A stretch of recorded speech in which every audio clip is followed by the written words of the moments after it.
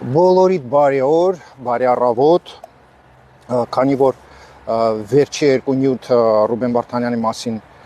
շատ էր տարածվել, ընդհանրապես բոլոր նյութերն է շատ տարածվում, բայց այս վիդեոն նկարում եմ, քանի որ զգում եմ, որ կարիքը կա առանձին վիդեո նկարեմ, եւ այն մեկնաբանությունները, որը կարդում եմ հոյակապ մեկնաբանությունների համար շնորհակալություն, ոչ թե մենակ այս էջի հետևորդներին եմ շնորհակալություն հայտնում, այլ օրինակ Նոր Հայաստան խմբում ահագին ես տեսնում եմ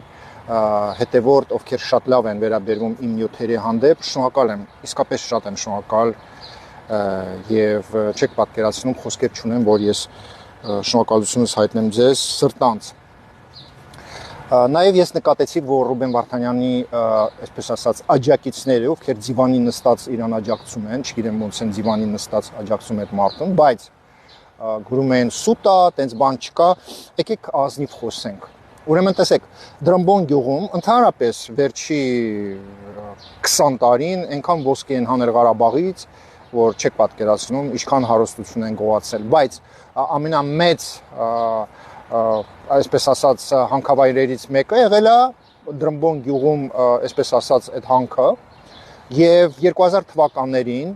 երբ Վազգեն Սարգսյանին եւ Կարեն Դեմիրճյանին սպանել են, դրանից հետո 2000 թվականին սկսել են արդեն մտածել ոնց գողանան այդ ոսկին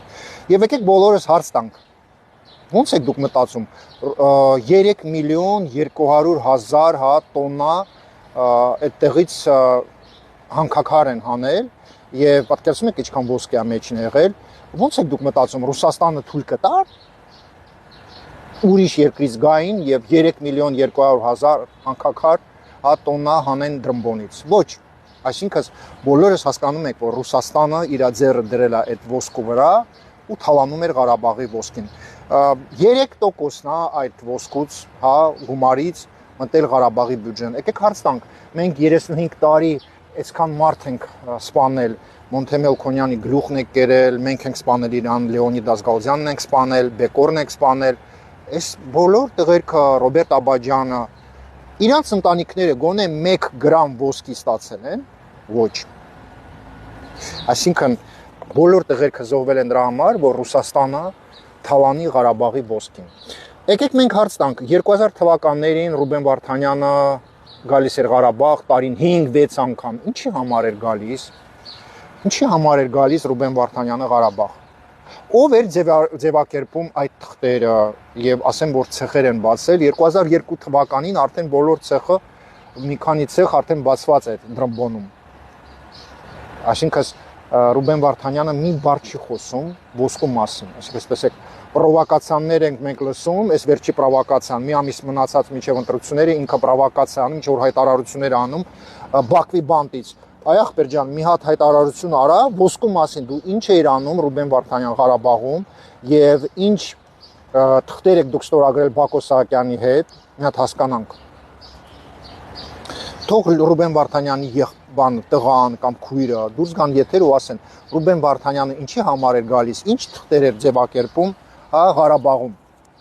Եթե ես ստում եմ, թող իրանք պատմեն։ Հարգելի հետևորդներ, եղբայրներ եւ քույրեր, մանավանդ ես դիմում եմ Հայաստանի Հանրապետության բնակիչներին։ Հայաստանը ամեն տարի վարկեր էր տալիս Ղարաբաղի բյուջեին։ Իսկ քանի դրամ է տվել Ղարաբաղը եւ Ղարաբաղի բյուջեն Հայաստանին, այսինքն քանի դրամ այդ ոսկուց 3 միլիոն 200,000 որ տոննա հանքաքար է ինքը հանել Դրամբոնից, մենակ Դրամբոնից, քանի դրամ է ինքը նվիրել Հայաստանի բյուջեին։ Կամ էլ դիմում եմ Ղարաբաղցիներին։ Դուք այդքան կրվել եք, այդքան արյուն եք թափել։ Դուք գտնում եք, որ Ռուսաստանը իրավունք ունի չերես Ռուբեն Վարդանյան գա Քոչարյանի հետ միասին սաղ այդ ոսկին թալանի տանի իր գրպանը դնի, հա։ Ինչի՞ չեք դուք էլ աջակցում այդ նյութերին ու ինչի՞ չեք գրում, որ Ռուբեն Վարդանյան քեզ ով է իրավունք տվել Ռուսաստանի հետ միասին թալանես Ղարաբաղի ոսկին։ Երեք ես ուրախ եմ, որ հիմա Աստված վատ մարդկանց նենց շանորակ գցել, որ իրանք կեղծ էջերից են իմ դեմ գրում եւ դուք տենում եք, չէ, իմ էջում 99% ովքեր ինչ որ վատ բաներ են գրում, կեղծ էջերից։ Սրա համար մենք պետք է շնորհակալ լինենք Աստծուն, որ դու մեր ազգի այն մասը, որը թարախ են, նենց շանորես գցել, որ իրանք այսօր կարողանում են մենակ կեղծ էջերից գրեն, ու ես ուրախ եմ, դա խոսում է այն փաստի մասին, որ դուք շանորում եք ապրում եւ չեք կարող դաժե ձեր դեմքով խոսալ, կեղծ էջերից եք գրում։ Այո, եթե Ռուբեն Վարդանյանի նյութը, օրինակ վերջին նյութը մի օր հալամ չի անցել, արդեն 250,000 անգլերեն էջում եւ տարբեր իմ խմբերում 250,000 մարդ արդեն ուսումնասիրել են այդ նյութը։ Պատկերացնում եք, մեկ օր հալամ որ չկա։ Այո, նորմալ է որ 250,000 կարդում են մի հատ նյութը եւ 10 հոգի կեղծ էջից կամ իր էջից հաչում է։ Դա լավ նշան է եւ ինձ համար դա հետաքրքիր է вообще հասկանալ ով է գրում, ինչ է գրում, ճիշտ ճանապարհի վրա ենք։ Նորից ու նորից մեծ ցավ է մեզ համար եւ նաեւ Բաքվի հայերի համար, Բաքվի հայերը ովքեր 88 թվականին եկել են Ղարաբաղ, կռվել են, առանց տուն են մնացել, առանց եղբայր, առանց ատամ, եւ այդ ոսկին սա ռուսը թավանել է տարել գրել իր գրպանը։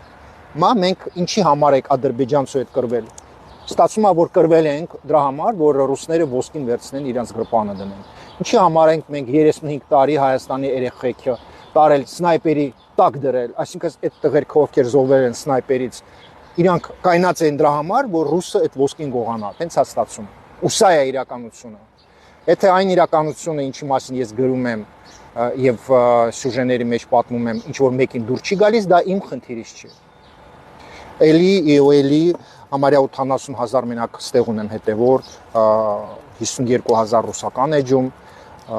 նաև շնորհակալ եմ TikTok-ում մեր հետևորդներին, որ տարածում եք այդ սյուժեները։ Շնորհակալ եմ, որ դուք կաք եւ շնորհակալ եմ, որ ռեպոստների համար, կոմենտների համար շնորհակալություն։